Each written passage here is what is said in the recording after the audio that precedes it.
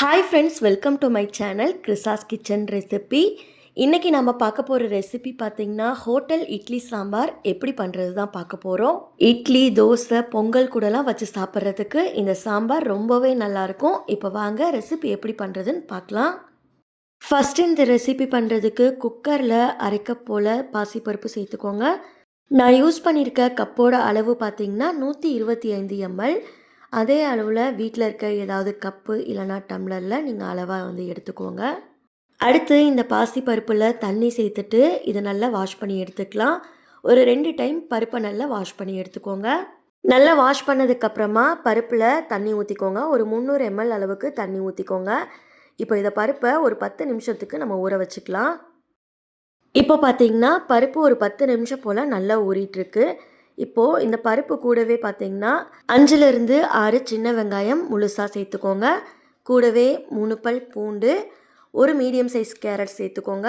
அடுத்து அரை கப் பரங்கிக்காய் சேர்த்துக்கோங்க.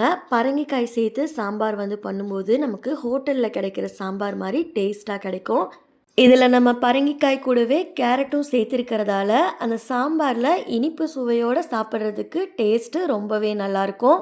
அடுத்து புளிப்பு சுவைக்காக 2 பெரிய தக்காளி சேர்த்துக்கோங்க. கூடவே 2 பச்சை மிளகாய் சேர்த்துக்கோங்க. ஒரு சின்ன ஸ்பூனில் 1 டீஸ்பூன் சாம்பார் தூள் சேர்த்துக்கோங்க. கூடவே 1/4 டீஸ்பூன் போல் பெருங்காயத்தூள் சேர்த்துக்கோங்க. அடுத்து 1 டீஸ்பூன் எண்ணெய் சேர்த்துக்கோங்க. பருப்பு நல்லா வெந்து வரும். கூடவே 1/4 டீஸ்பூன் போல் மஞ்சள் தூள் சேர்த்துக்கோங்க.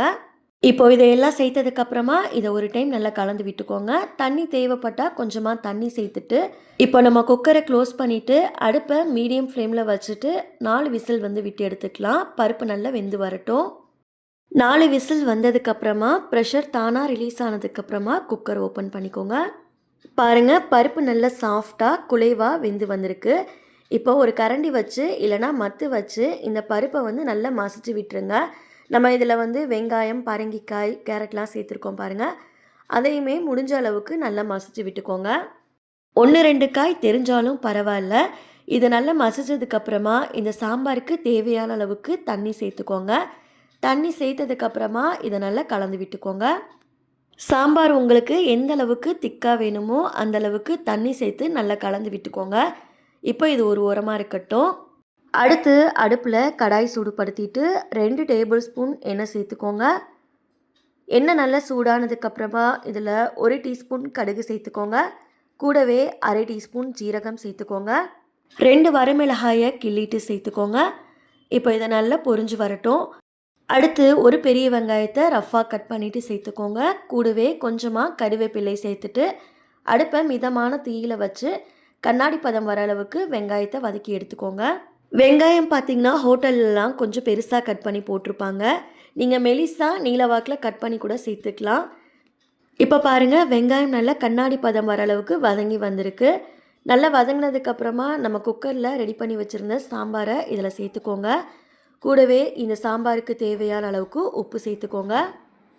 இப்போ இதை நல்லா கலந்து விட்டுக்கலாம். இதை நல்லா கலந்ததுக்கப்புறமா மூடி போட்டு மூடி வச்சிடுங்க. அடுப்பை ஹை ஃப்ளேமில் வச்சுட்டு ஒரு 5 நிமிஷத்துக்கு இதை கொதிக்க வச்சு எடுத்துக்கலாம். இப்போ பார்த்தீங்கன்னா சாம்பார் 5 நிமிஷம் போல் நல்லாவே கொதித்து வந்திருக்கு.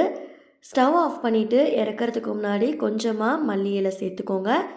அவ்வளோதான், சுட சுட இட்லி சாம்பார் சூப்பராக தயாராகிடுச்சு. இதில் சொல்லியிருக்க அளவுகள் படி நீங்களும் வீட்டில் செஞ்சு பாருங்கள். ஹோட்டலில் வாங்கி சாப்பிட்ற சாம்பார் டேஸ்ட்டுக்கு ருசியாகவே இருக்கும். வீட்டில் ஒரு டைம் ட்ரை பண்ணி பார்த்துட்டு ரெசிபி எப்படி வந்ததுன்னு மறக்காமல் கமெண்ட்ஸில் ஷேர் பண்ணிக்கோங்க. நெக்ஸ்ட் ஒரு ரெசிபி வீடியோவில் பார்க்கலாம். தேங்க்ஸ் ஃபார் வாட்சிங். பபாய்.